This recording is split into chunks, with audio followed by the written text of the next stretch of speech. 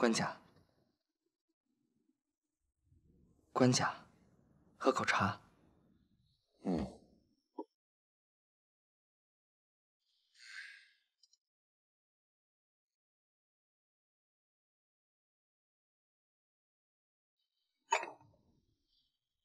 都是新上的闸子。不是闸子，这是臣方才收拾外头瞧见的2副飞白书，看着不像官家的字体，想破了脑子，还是环儿提醒，说娘娘也喜欢写飞白，才想起来是上回地震那日，娘娘带过来请官家指点的。展开来我看。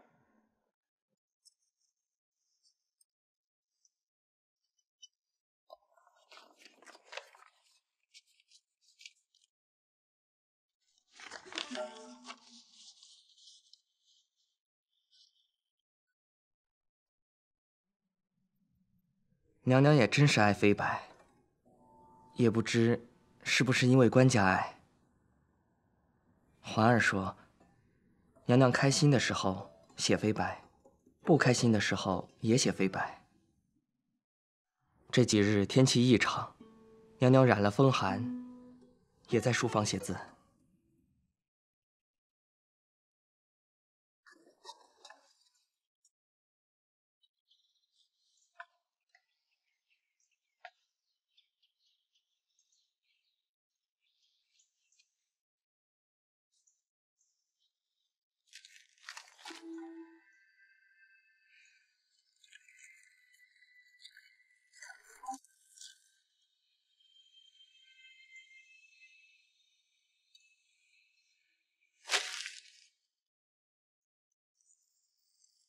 官家到了。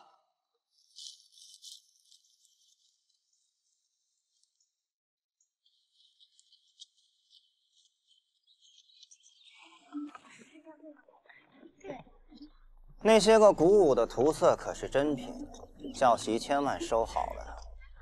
这聘礼别致不俗，显示了南方的诚意，教习可要仔细考虑，别耽误了一份好音乐。手这样，再高一点。谢杨副都知费心。小心点啊！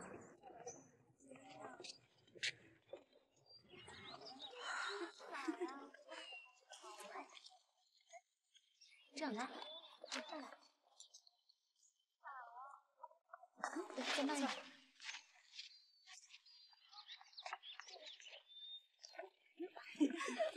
看看，佩涵，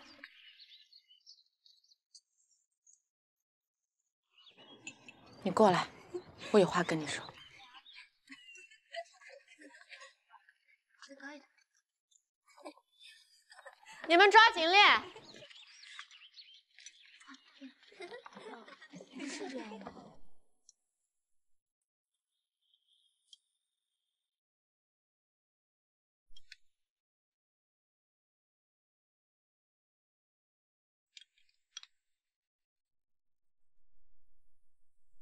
倒是叫官家费心了，太医说了，当真无碍的。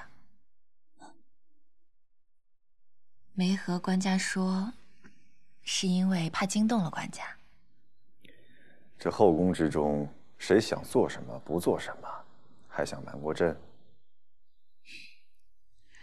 臣妾竟想欺君，当罚。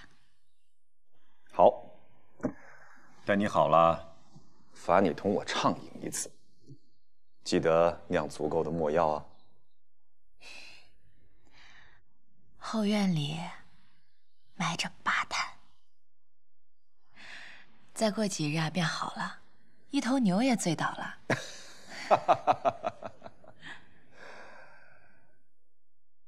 南叔啊，前几日我无意间听到小宫女、小宦官们说，外面流传的笔记话本，说深闺的姑娘若给心仪的书生传情，往往会借用前代的诗句。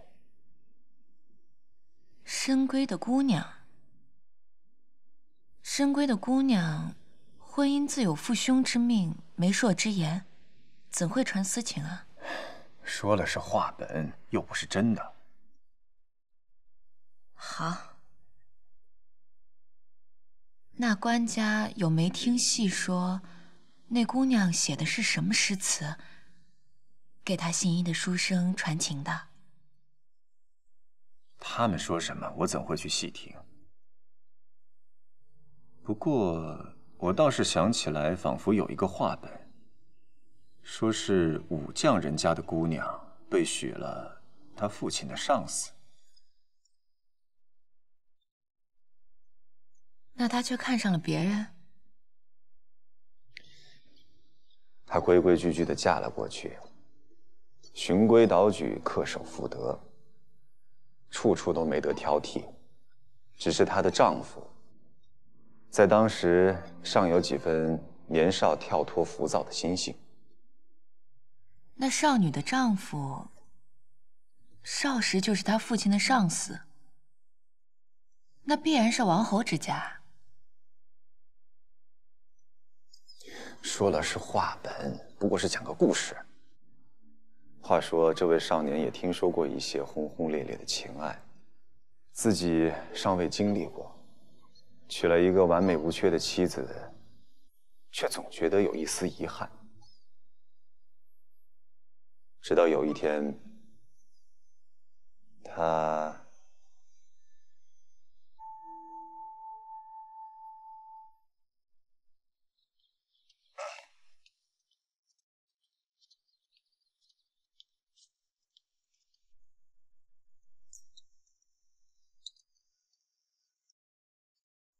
环儿又犯了什么错？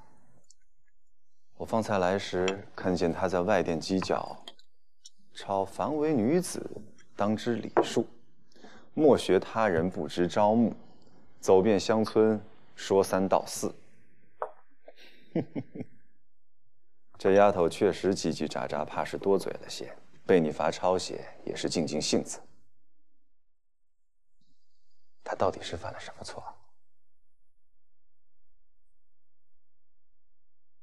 就是传个他人是非，原也不是大事，我就让她抄抄书，养养性子。毕竟是要嫁出去，侍奉长辈的人。从坤宁殿走出去的人，若没有规矩，丢了宫里的体面。嫁？她怕是还没到出宫的年限吧？臣妾正想跟官家讲呢。念在她是陪嫁的，服侍了我5年，论年龄确实也不小了。若再耽搁下去，等出宫时，怕推大了些，就错过了好姻缘。谭叔，环儿到底做错了什么？官家还不知道她呀。其实吧，她这个性子不适合在宫中。她是跟我曹家过来的，习惯了从前的相处。我本以为在宫中待久了，总是会磨掉她以前的脾气，谁知她却始终跟以往一样任性。人无完人，她是调皮散漫了些，但是这坤宁殿中还有谁比她心更向着你啊？礼仪规矩慢慢的教总能学会的，可是心中所爱所敬却是学不得求不得。环儿毕竟和别人不一样，她是伴着你从小长大的妹子啊。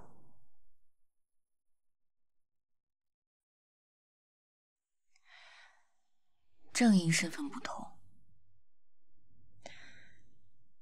若是旁人差了些许规矩也无妨，但他却是我最亲近之人，便是很多人眼睛盯着的。他有些许差池，学到别人那里言至别处，便不止些许了。你呀，规矩规矩，你就完全只讲规矩，全然不管情义。你是要把这坤宁殿整个后宫都变成石头木头人，悬丝傀儡一般，才是合了规矩是吗？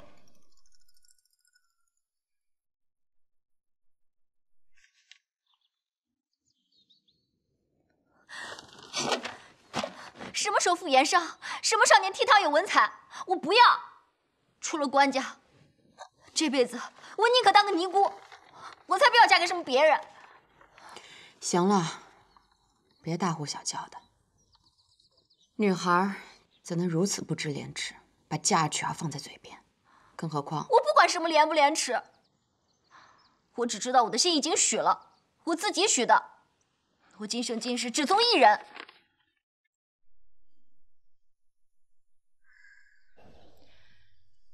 官家请用膳吧。皇后请。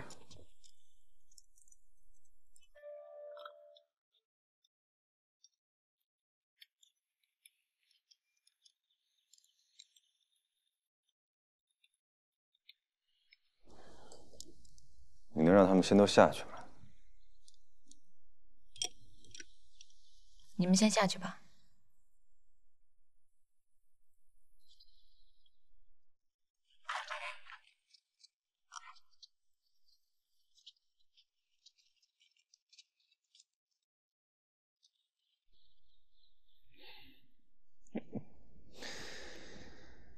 你知道吗？我现在坐在这坤宁殿中，每动一下手指，都生怕自己动得多了、少了，方向不对了，怕你立时会像你老师范仲淹一样，对我引经据典的凛然进谏，又仿佛是幼时在。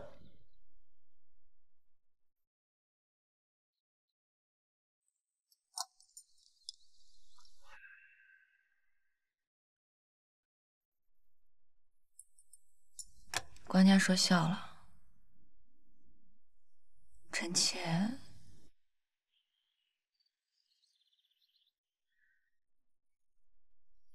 妾从来都只有仰慕官家。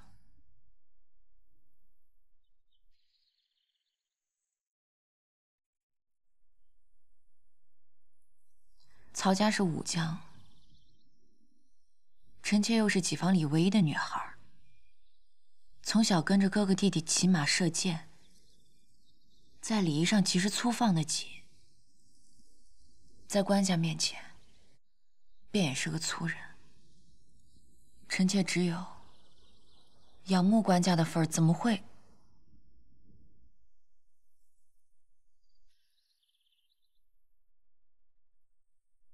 官家这么说，臣妾除了请罪，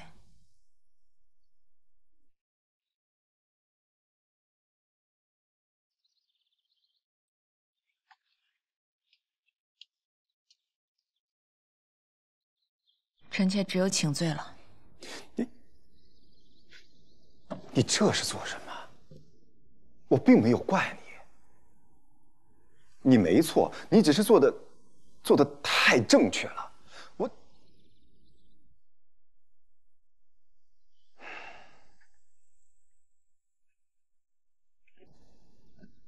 我大概是知道他多了什么嘴，犯了什么错。若要说教训，该教训的也不止他一个。我只是想自私任性一点，对本心对我好、心疼我的人，就是偏着护着。茂泽和廖子他们横竖在这儿陪我一辈子，你那儿的环儿、和儿的露丝，我心里都有打算。在翰林医官院、御书院寻家在东京、年轻俊朗的婚配，嫁了之后还能回到你们身边，给你们当女官。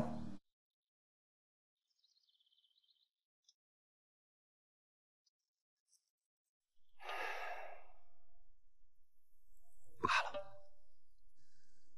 这坤宁殿的人，其实这整个后宫的人，该怎么管制、是去是留，你都有绝对的权威。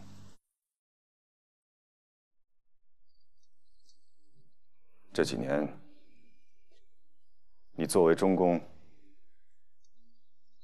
无可挑剔。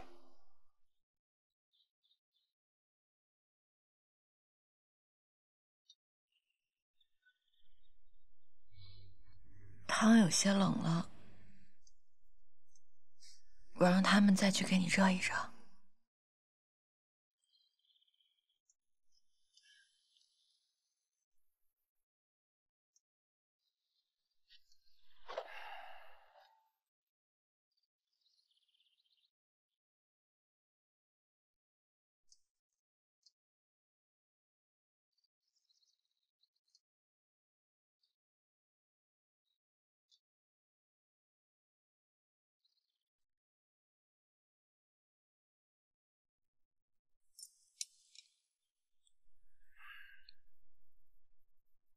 刚才官家的故事讲了一半，那个武将家的姑娘循规蹈矩、恪守妇德，但她的丈夫却遗憾，知道什么呀？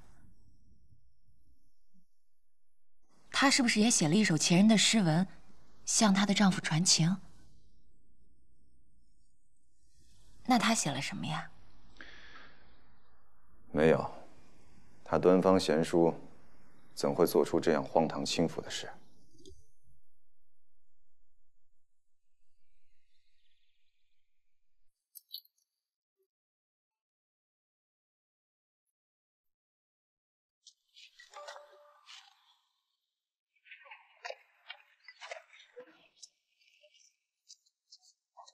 好漂亮啊！蓝条姐姐太厉害了，姐姐教教我可好？太好看了！不要脸的贼！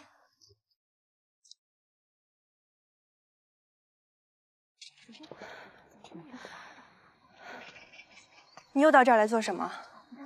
今儿个我可是没惹着你。你熬这姿势干嘛？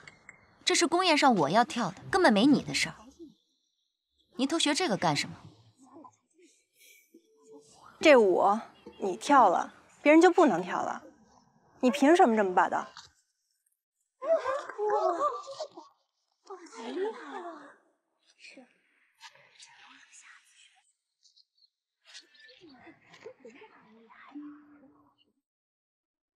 我明白。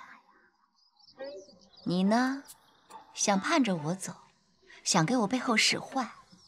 你这张嘴，一锅汤还烫不烂，还在嚼舌根子，你就不怕舌头彻底烂了？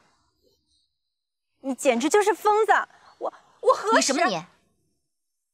别痴心妄想，你一个贼，把我的东西偷个鸡零狗碎。我告诉你，我在这个宫里永远不会走，直到死。贾教习，您得主持个公道。他平日里霸道，没有人敢惹他。可是他追着人诬陷。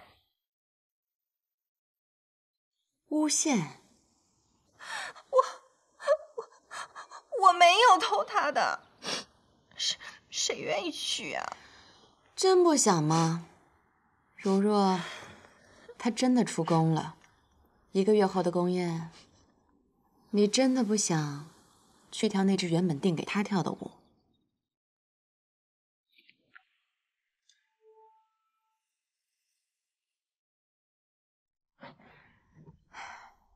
蓝条，这人和人的命不一样，有些人命定的风光亮丽，你够不着，觉得憋屈也没用。人啊，还是应该把好了自己能够着的更要紧。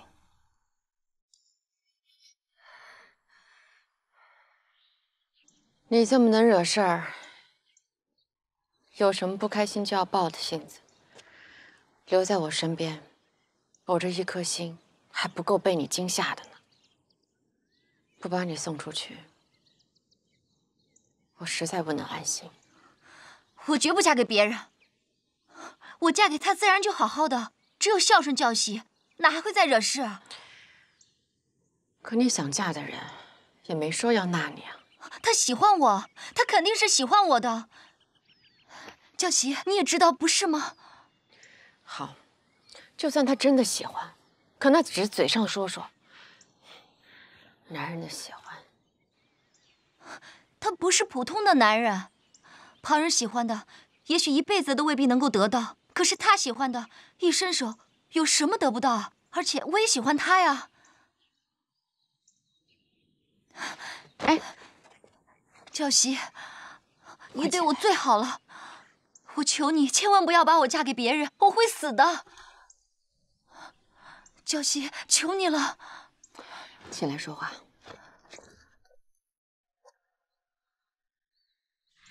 李涵，你听我说，那个王家小员外是长公主驸马家的内侄，自上回在公主府看你一场舞蹈之后，便铁了心思非你不娶。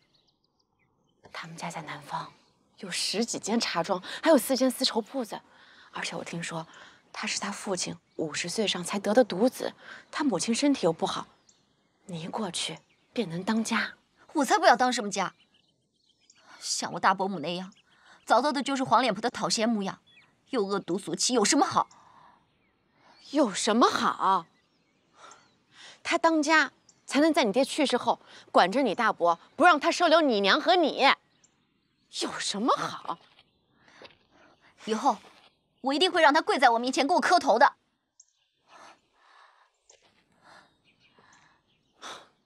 笑话！在这宫里，就算你真得了官家喜欢，当了他的妾室，可当家的仍然是皇后娘娘。不信你看，就算你真得了官家喜欢，可为何过去这么多日，官家便没有再召见过你？为何那日皇后娘娘一过来，你便得马上就走？你想想，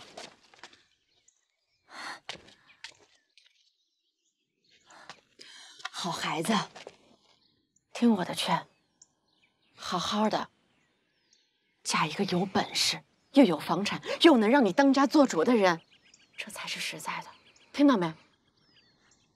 哎，什么你喜欢他，他喜欢你，这些都是没有用的，这还不如一箱金子、一栋房子来的实在呢。你好好想想我说的话。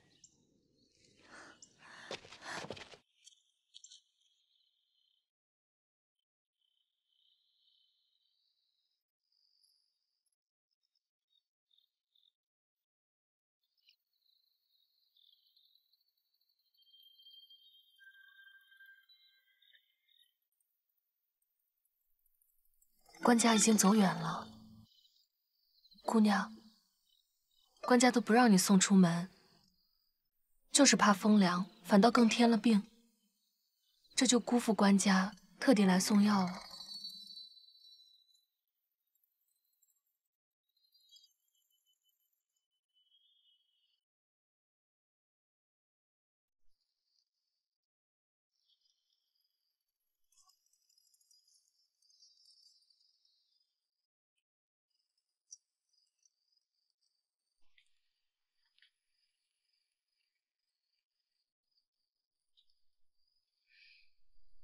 姑娘，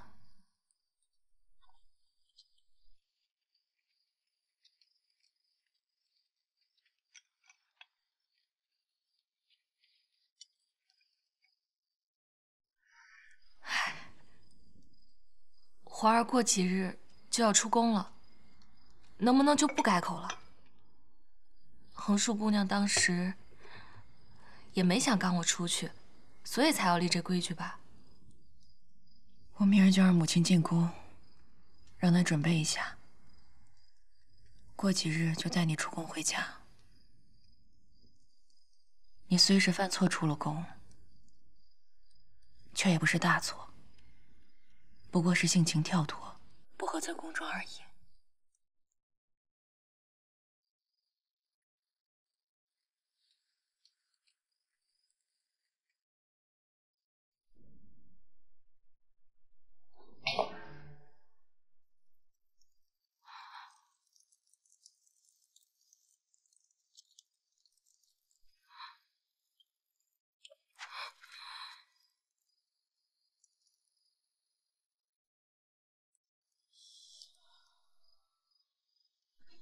母亲从来都很喜欢你，这回你回去，她一定不会怠慢你，给你备足嫁妆，再给你找个最合适的人家。华儿，你这么聪明能干，又热情敦厚，回去以后一定要好好的相夫教子，定能开枝散叶，儿孙满堂啊！华儿知道，姑娘都是为了华儿好，可是华儿就想跟喜欢的人在这儿一起做个伴儿，不想跟不相干的人开枝散叶，子孙满堂。师父，是我混账，我自己死了都行，万万不能连累他的清白名声。清白？你的所作所为已经毁了他的清白。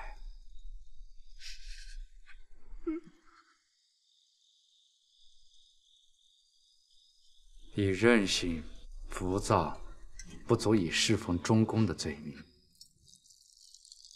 让他立即出宫，离开此地，是保全他名声的最好方式。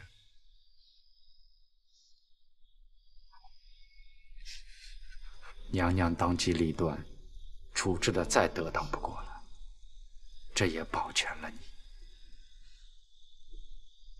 他原本是娘娘陪嫁的进士，官家原本是要等他到了年纪，将他配个好人家。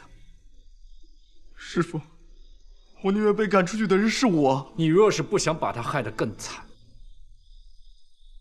那便收起这副活不下去的模样。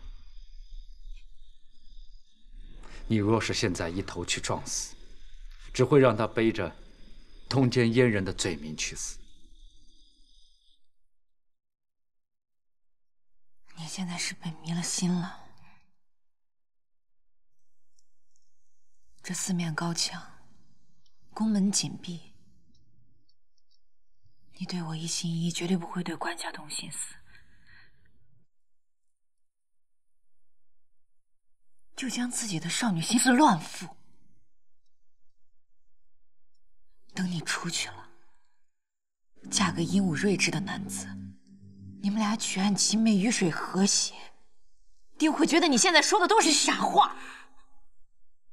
可从前在府里头，也有尖锐的小哥夸我好看，喜欢我，我都立即呸回去，警告他们，若再说疯话，我就告诉夫人。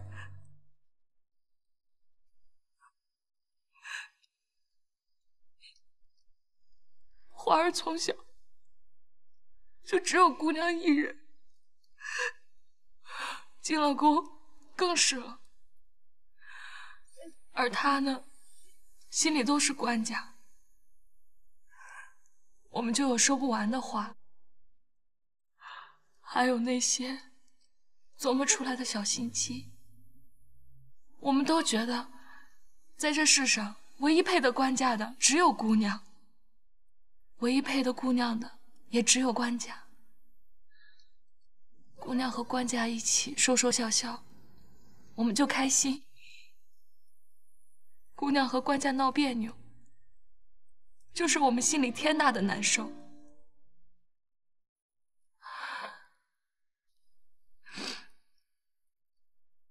我也不知从何说起，我就是喜欢听她说话。哪怕不是说姑娘的事儿，他记得我喜欢什么，记得我喜欢湖绿色，不喜欢墨绿色，记得我吃不得奶酪，吃了会闹肚子，记得我最喜欢绿莓。好了。我此时真的应该清醒，没有因为舍不得你，也没有因为听了官家的劝阻和他那些诱人的许诺而心存侥幸。你真的不该留在这里了。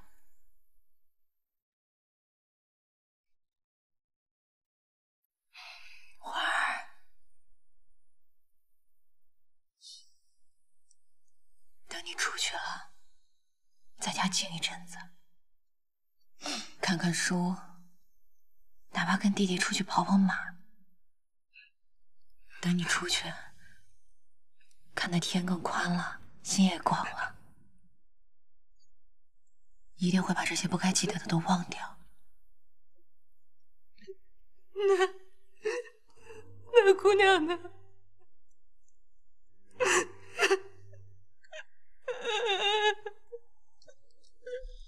你要时时记得，是你们没有克制住，停在那条线后，所以你们不能一辈子留在这城里，永远陪着自己最喜欢的人，伴着最在意的人。幸好娘娘担待一切，你若不悬崖勒马，往前走一步，就会把你最喜欢的人推下深渊，摔得粉身碎骨。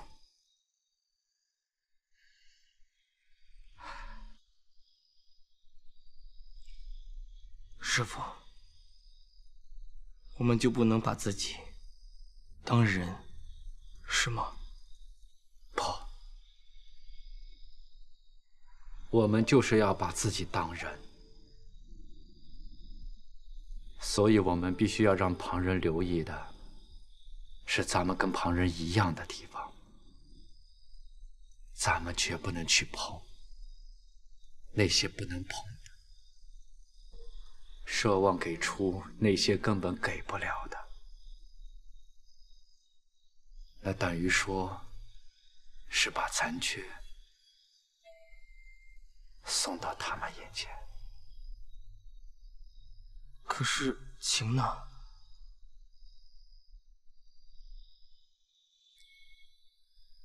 情，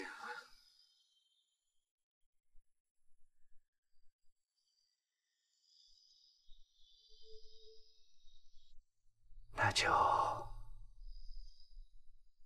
把它牢牢的藏在心里。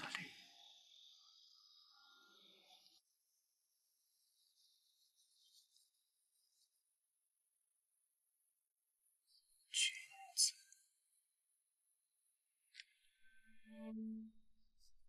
冲耳，秀莹。官家，茂泽，有要事？没有，是得知料子染了风寒发热，今儿换个小的在内省当值，怕不合官家心思，便过来瞧瞧。既然来了，我便赖上你一碗，让卯儿回去，你给我当值。这多年来，谁也不如你合我心思。看看如何？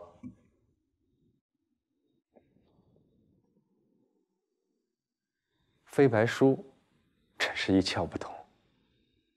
看我写了几年，有何一窍不通？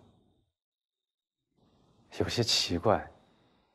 看这写的诗，当是娘娘写给官家，但若真是娘娘，又全不见女子惯有的柔弱，反倒是真容之气破纸而出，跟官家的字比，少了那份飘逸的仙气。你也学会拍马了。我说是你，我也常常看不清。她是一位周全的不能再周全的皇后，用礼节把自己包裹得严严实实。但有时，我竟觉得她是如此的亲切，好像是认识了很久的人似的。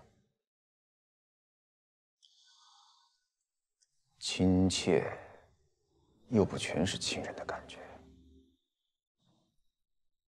我无法像对荷儿那样待她，我竟有时有些怕她。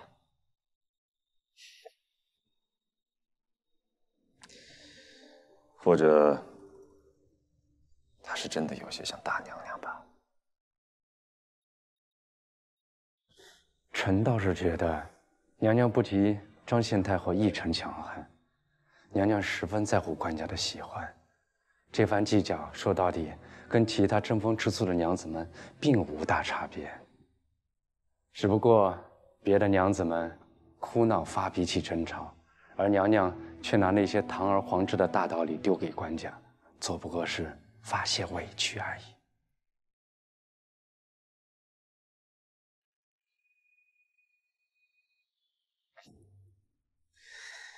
这倒是有趣。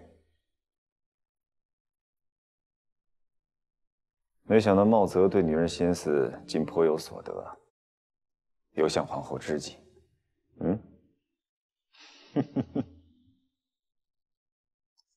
吕夷简的札子，猜猜他说什么？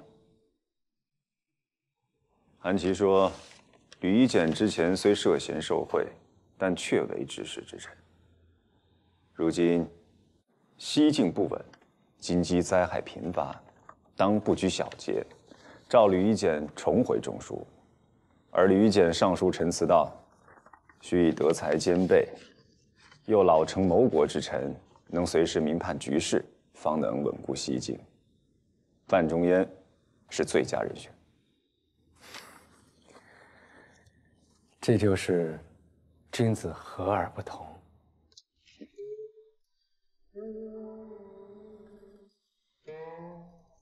可是碧寒这丫头性子烈，我怕别到时候，能不能再等等？世事难料，更何况人心呐。她就是再心气、再任性、再有官家缺少的奔放热情，那跟国家大事比起来，她还得往后放。要是西境乱起来，乱起来，什么意思啊？没意思。该不会是要打仗吧？哎，你倒是说话呀！我跟你说，李德明当年的恭顺，表面上依宋附辽，实则为的是内修经济，外发吐蕃回鹘。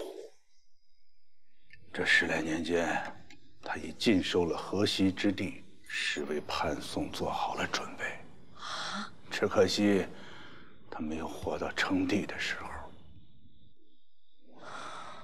他儿子元昊桀骜聪明，更胜先祖，又有他父亲经营的家底。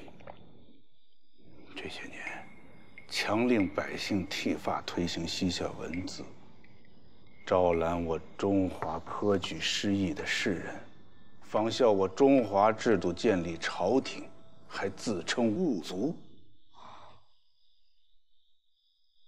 前几日，他的从父与叛元昊归宋不得，被他杀了。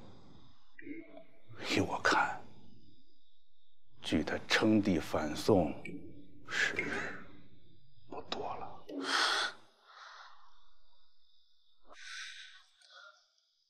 哎呦天哪，这可怎么办？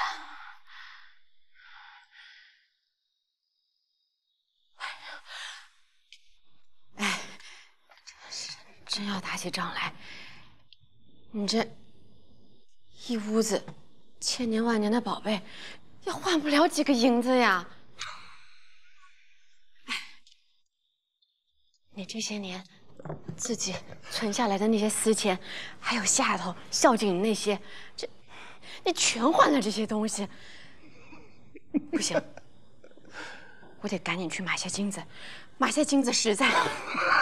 哎呀，你还笑？你怎么笑得出来？党项一族，他再凶悍，也不是抢些中原的丝绸米粮金银，断不会影响了生计。即使别人吃紧些，有我在，还会少了你的吃用。再说你不是还有碧寒呢吗？无论是遂了他的心愿，还是嫁给我的堂侄，他都是依靠你找着的归宿。这两者都可以作为你后半辈子的靠山。可是我还是觉得，拿这桩婚事去激他，不妥。那就让他看清楚他自己。也让我们看真了他，到底是不是喜欢的，不能回头不走岔路，不掺半点犹豫。倘若真的如此，我们就推他一把。这件事情得赶紧定下来，真要等到西境战事爆发，或者朝廷有什么大变故，那说不得真就难了。是李玉简好，还是范仲淹好？臣哪有这般见识？你从小跟着我听先生讲书，在太后跟前听训，在朝堂上看着诸般不同的大臣争吵，怎会没有见识？臣不敢妄评前朝事。哦，茂泽果然只评论皇后。还有其他后宫的娘子们。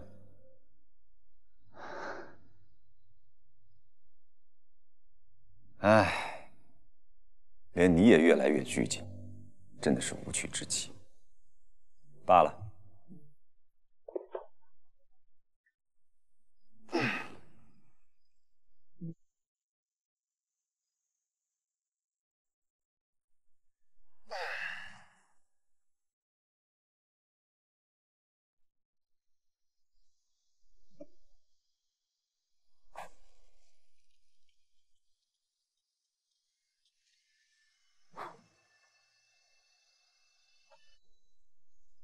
茂泽，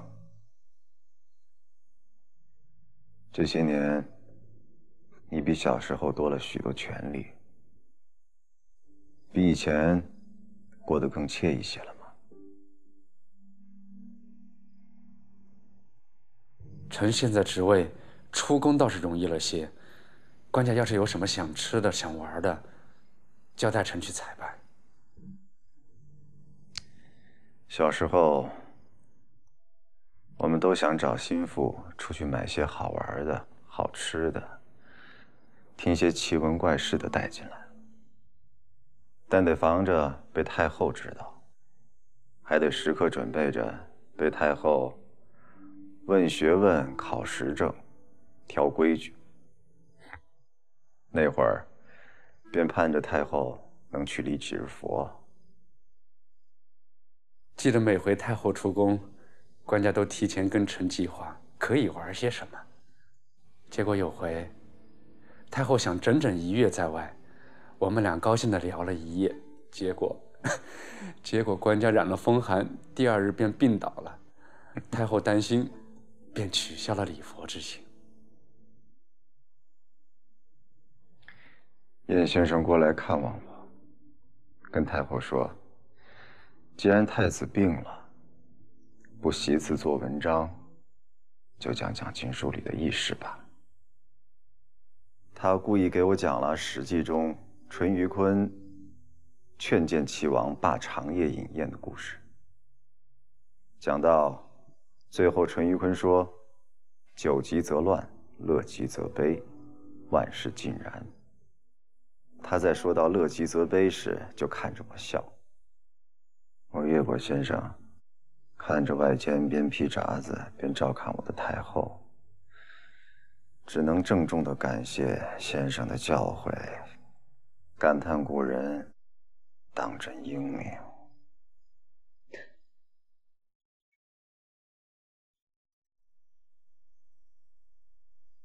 后来没了太后，也没觉得轻松自在，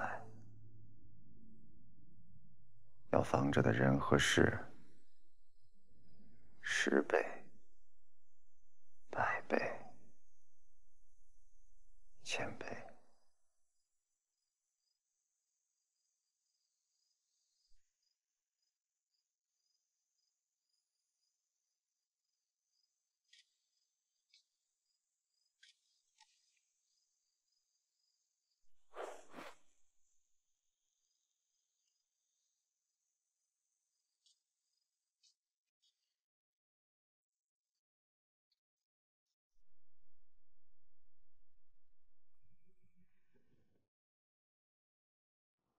今日学宣出了拜相的制数，张士敬拜昭文相，张德相拜集贤相，大出意外啊！我之前听说啊，4相皆罢，朝中拜相呼声最高的是范仲淹、虚演，还有呢是王曾、吕夷简、宋寿，也有说是晏殊、杜演的，结果竟然是这2位。哎，你在学士院可曾听到有些议论？并不曾。我什么都对你讲，你却对我搪塞。学士院有苏舜钦、蔡襄那种炮仗，怎可能不多议论？苏学士应召写册封公主为福康公主的制书，官家看过了，说是对几个字不太合意。苏学士便去馆阁找古书查阅了。韩思建一早就应召去了崇政殿。应召去崇政殿，还有谁啊？我不知道。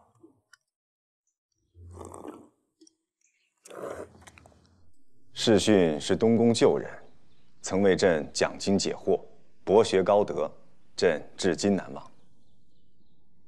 德相一贯清正质朴，多年来不党不群。前几日，稳重持重。吕夷简给我岳丈写了一封万言长信，议论西晋的边事。我岳丈挑选了几条，他颇为赞同。譬如，西晋多河谷地，百姓散居，并无险峻关隘可凭，而党项人生性彪悍，系小谷侵扰。我朝应沿河谷，百姓聚落之地设寨建堡，以兵拒守。国家用人之际，朕反复思量，还是请2位再行为国尽力了。陛下才，敢不鞠躬尽瘁，死而后已。2位请坐。谢陛下。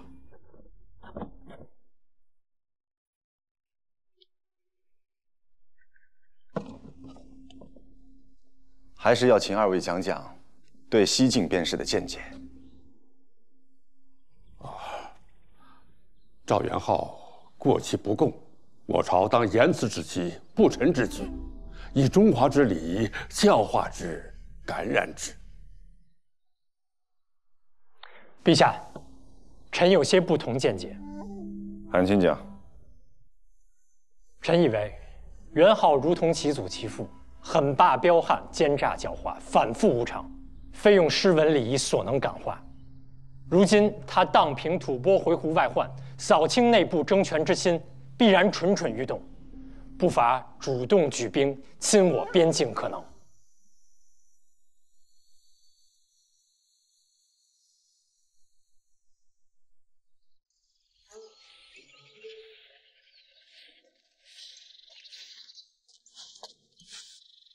不立刻起复吕夷简，是正理；才贬黜，灾异一起，便即召回。哼！仿佛大宋没有他主政，便国不成国。但是，比张德相、张世勋才德出众之人，并不是没有。范仲淹在京耿直进谏，针砭时弊；在外做地方官，把地方的政务处理得井井有条，深受百姓之爱戴。当初他被吕夷简压制，如今为何不招他回来，委以重任呢？众望所归啊！过于众望所归了。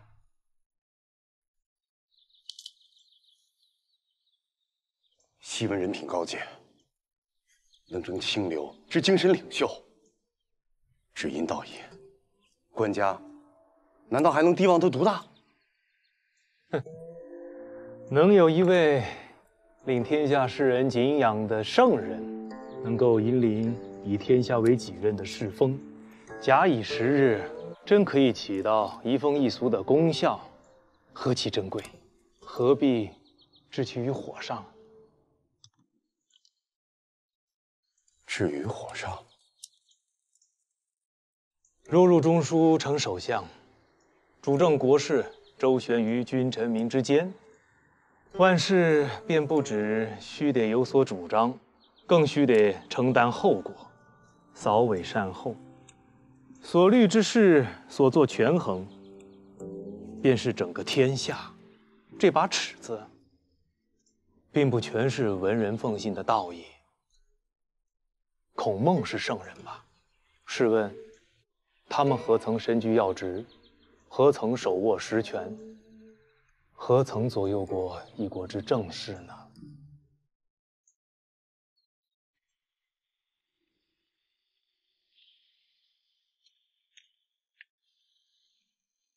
同心向一起面圣，可听到什么真知灼见不曾？以我中华礼义教化元昊，去其戾气，使其更知是非廉耻。那我要上个书，便送些书入下。这当然并不够啊。元昊本蛮夷，读不出书中经义，得派个饱学鸿儒过去讲经啊。哎，张相是大儒，不如为国出使。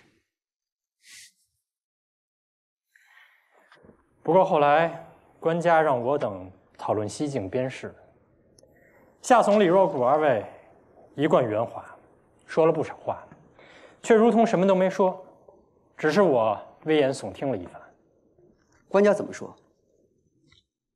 我猜啊，众卿所言，俱都十分中肯。我觉得官家内心对西境边事十分明晰，只不过我朝祖宗制度重在内防，如今北有辽，且无险阻可守，未得河西之地，便缺2种战马。不是不可战，战非上策。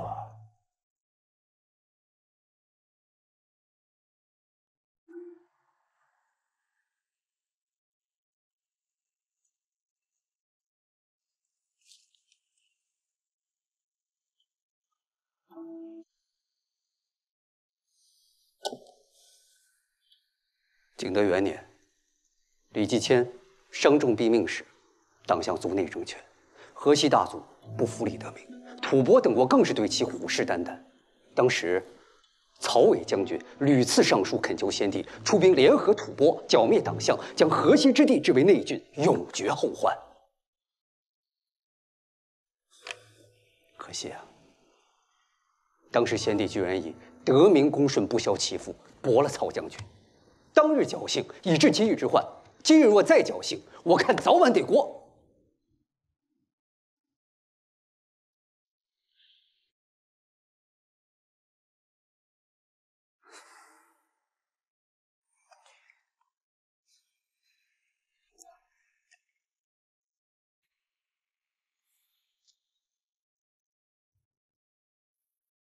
大好男儿，喷开披甲之河上沙场，洒热血为边疆，却在这里字斟句酌的为个不足岁的女娃写封皇长女福康公主制，不过一篇例行公事的制书啊，官家居然亲阅勤改了2遍，又不是能继承大统的皇子，如今再尊贵，日后生儿育女，还不是要姓别姓？姊妹，慎言。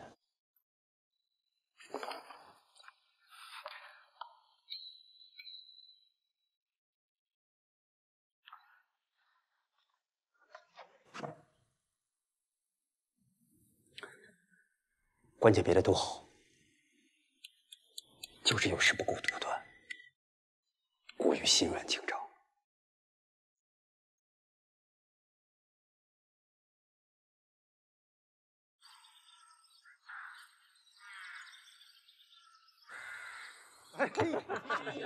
走了！哎呀，快点，快点！哎呀，哎呀，有收获啊，有收获啊！哎呀！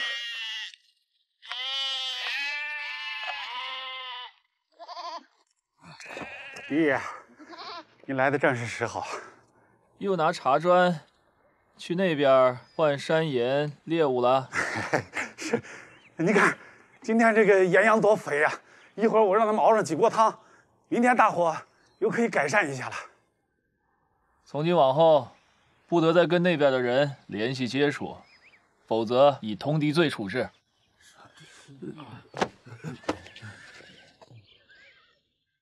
我又没说今天要处置，我是说，从今以后不能再做换货买卖了。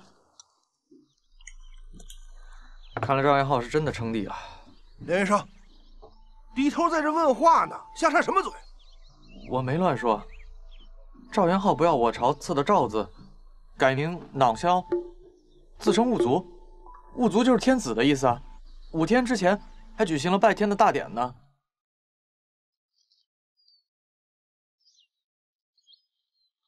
呢？方才听他们说，之后都得自称大夏子民，要称兀卒，兀卒也改了名字。我刚看他们墙上贴着这，我趁没人注意就接了一张。你能听懂党项话，是党项字？我听得懂，字认不太全，跟商货有关的都能认识。跟我来。哎。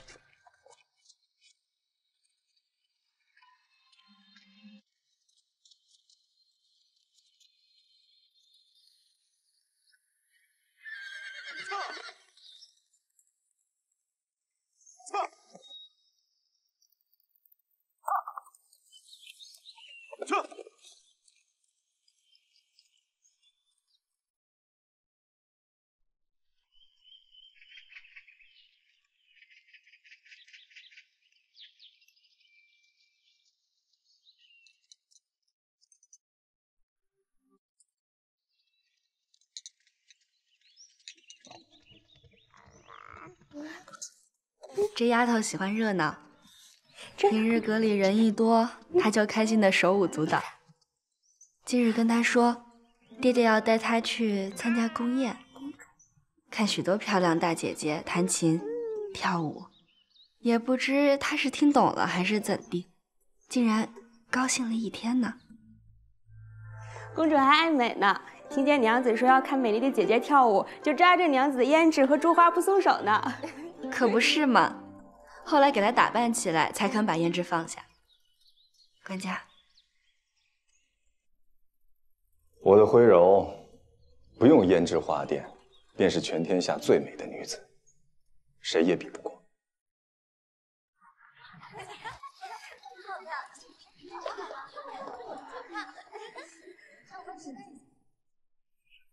杨府都知，请放心，一切都已经准备好了。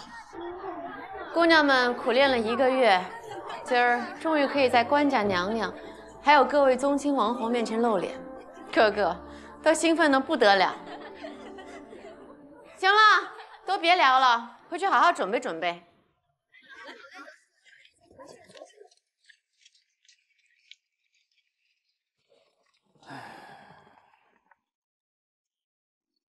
单子已经递上去了。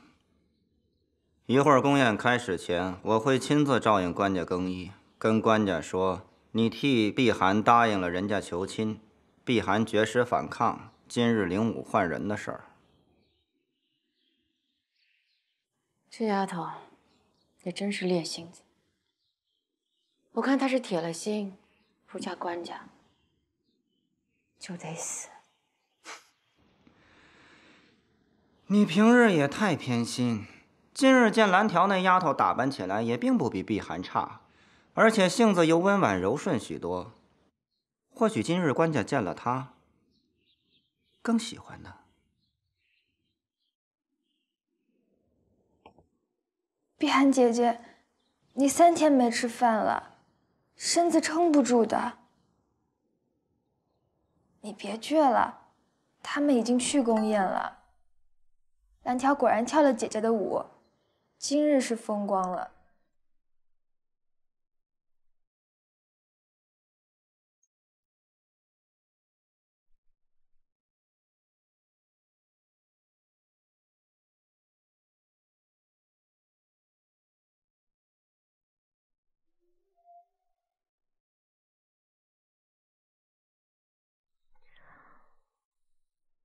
菩萨、佛爷、玉皇大帝，你们听着，我张碧寒愿意用1半的寿来换取官家不看那个贱人穿我的舞衣，跳我的舞。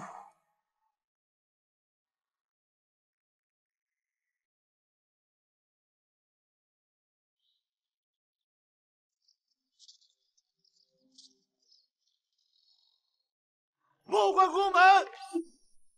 撤！开门！撤！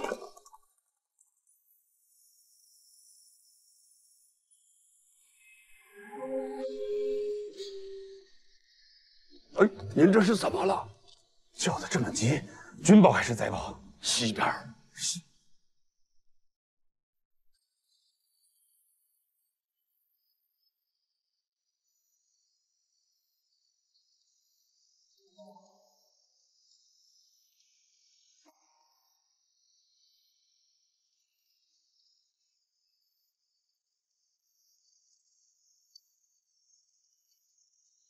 情形如何？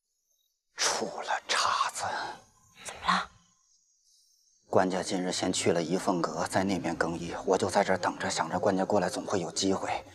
可是刚才张茂泽过来说，中书递了紧急札子过来，求入内觐见。出什么事儿了？看来今日是没机会说上话了。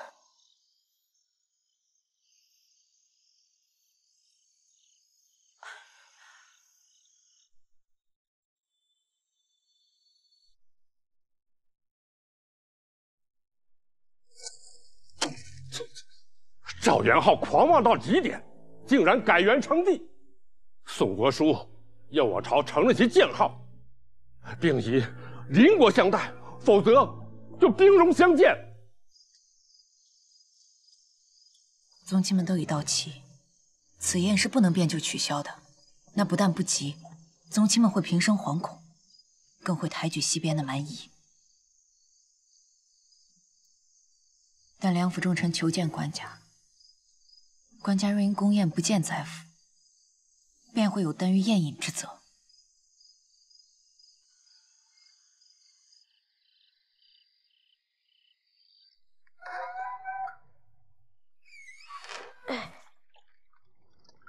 干什么呢？你不过是在学士院当个差，这么刻苦，还想考个进士，光宗耀祖不成？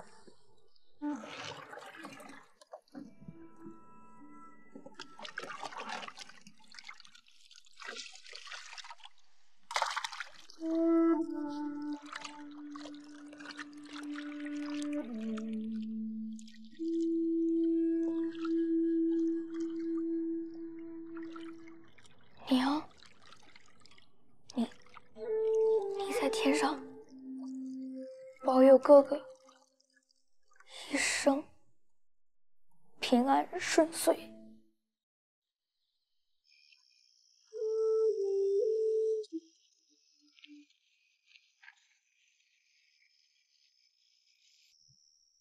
呀，下雨了！怎么突然下这么大雨？快收东西！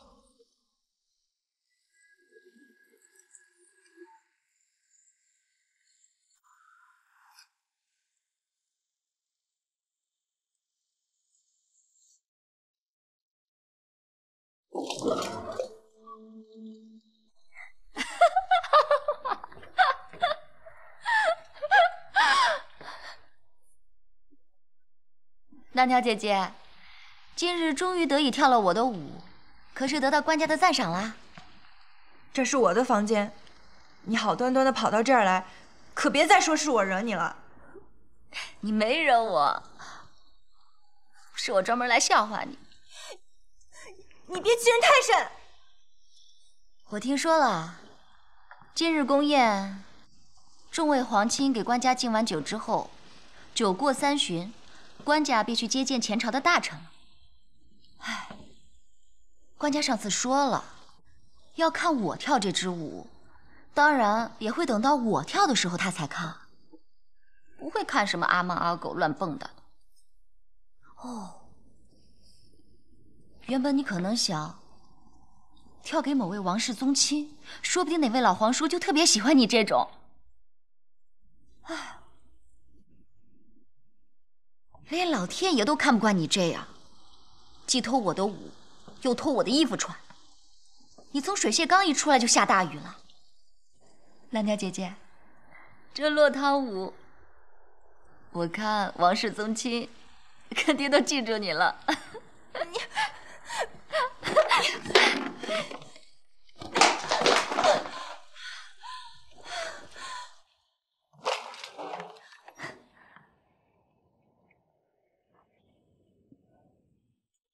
我去欺负蓝条了，要骂就骂，我敢做敢当，不像他，肚子里嫉妒死我了，表面一副温婉大方模样，我呸！李涵，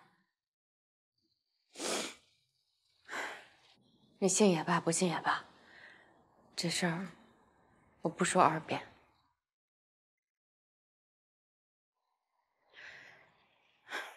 此刻之前，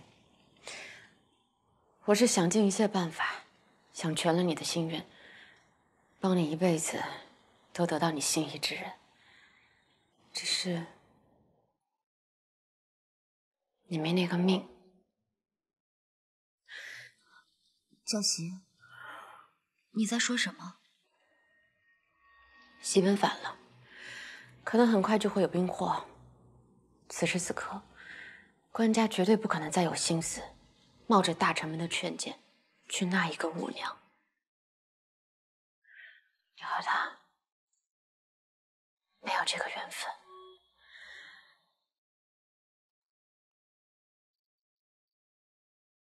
听我的话，收拾好心情，准备好嫁衣，好好的，风风光光的，做一辈子吃穿不愁、有人供养、子孙满堂的富家娘子。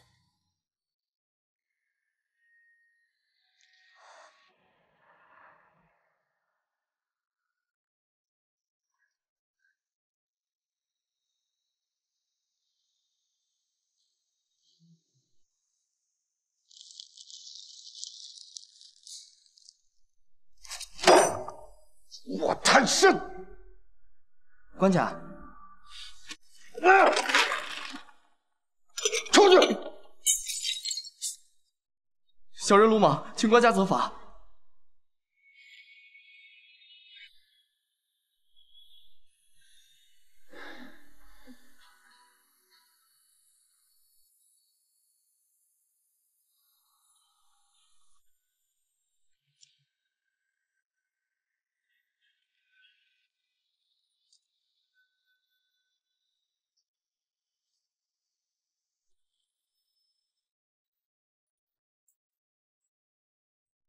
将伤口清洗清洗，上药，去歇一天。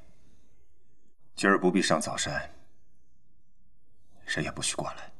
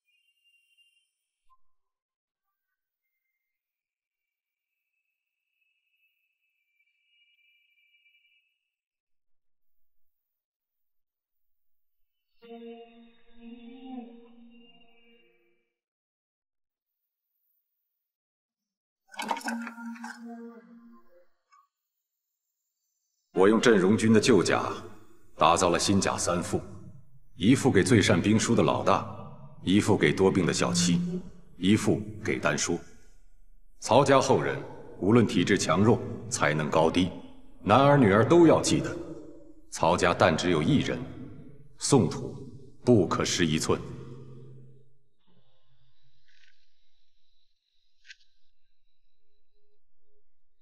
赵元昊在河西称王，独立为政，时而扰边，这都不意外。只是此时便对我朝下国书挑衅，竟以兵事相胁，意料之外，确实是意料之外啊！官家早知元昊定会寻机反叛，赵山玉遇害后，即刻密诏吕夷简等能臣上奏分析，但是近年采集的军情民情，皆言党项诸镇始终贫瘠，产出的粮米绝不足以支撑大军进犯我朝，暂时不至公然挑衅。官家仁厚，不愿因传闻中的不臣之举和少纳得些贡物而兴师问罪。没想到，这赵元昊竟是个疯子。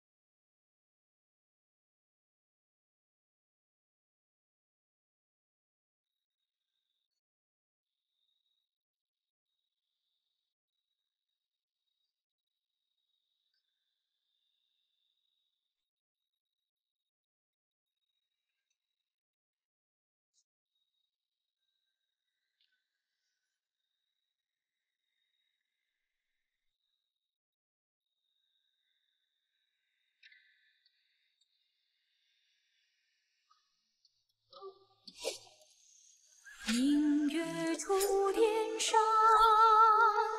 苍茫云海间，长风几万里，归途玉门关。寒霞白登高，不愧青海远，由来征战地。不见有人还。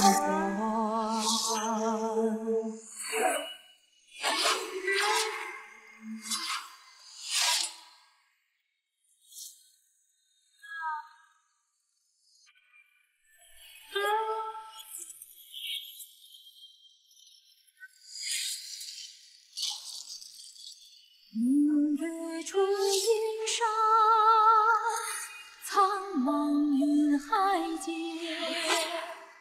长风几万里，吹渡玉门关。手可望边塞，思归多空言。高楼当自饮，叹息的情。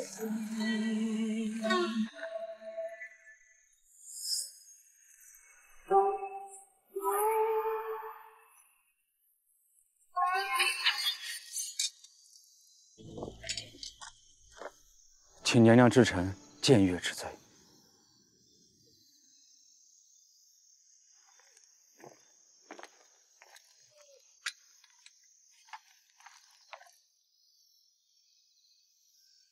不用请罪。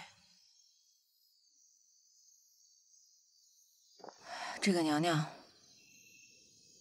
我不想做了。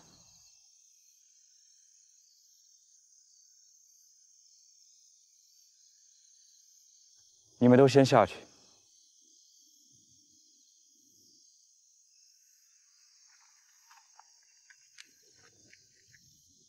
臣冲撞了娘娘，罪该万死。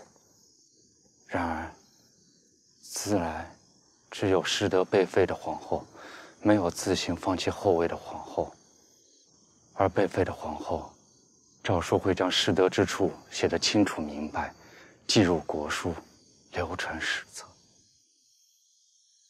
我实在没有本事让我的夫君喜欢我，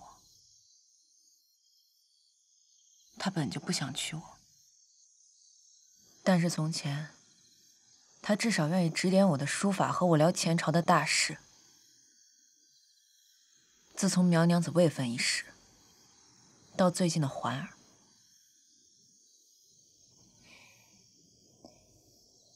张先生若没有什么要紧的事，我要歇息了。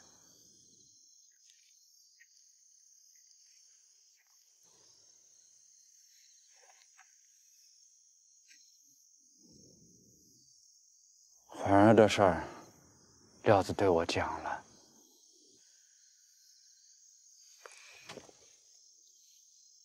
放心，官家不知。娘娘心疼环儿，便替他们2人担了一切，却让官家以为娘娘心狠刻板。娘娘委屈了。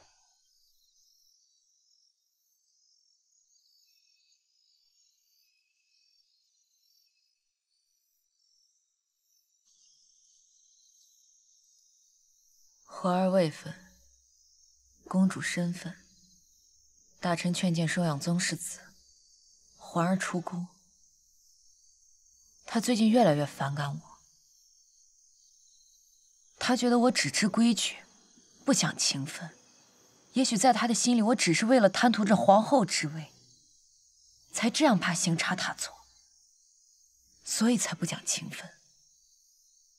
官家聪明通透，不会这样误会娘娘的。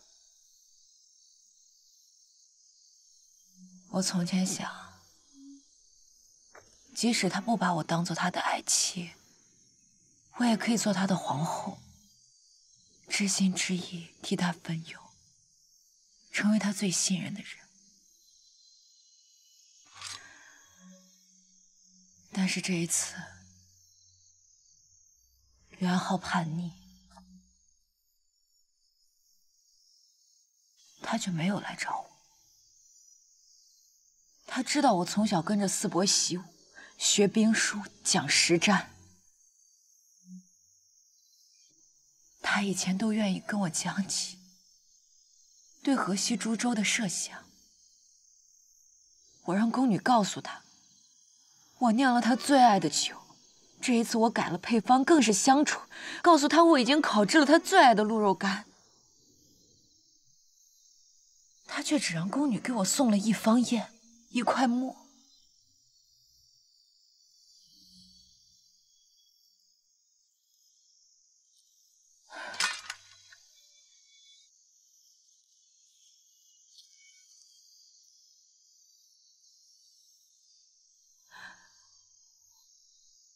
我一贯好强，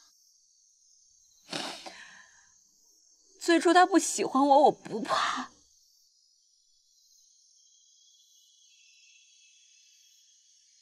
他不喜欢的只是一个他必须娶的女子。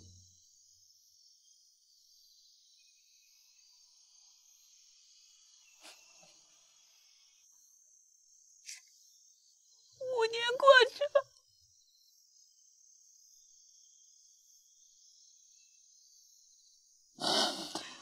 他如今最讨厌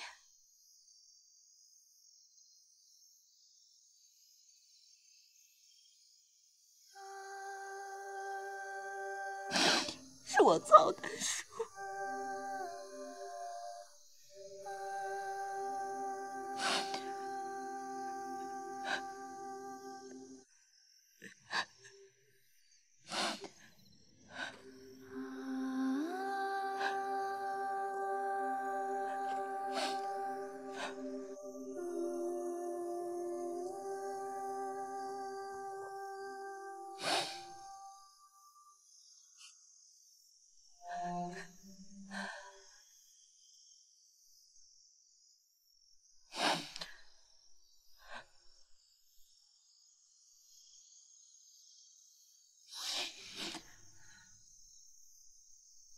官家敬重娘娘，欣赏娘娘，不会讨厌娘娘的。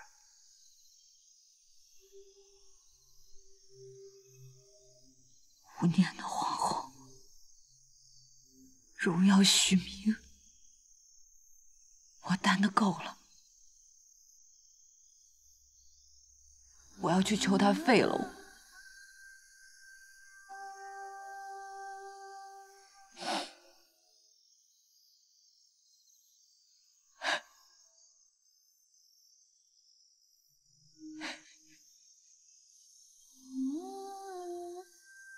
我5年无所处，便是罪责。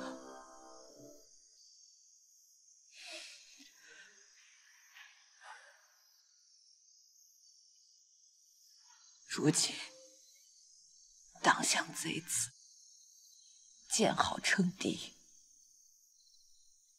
前人宋叔辱我大宋，我去求他，准我以普通一兵跟随叔伯，沙场征战。就算马革裹尸，我也是为了大宋，为了他尽了我的心力，慷慨壮烈，好过困在这雕梁画栋的四方城中一生。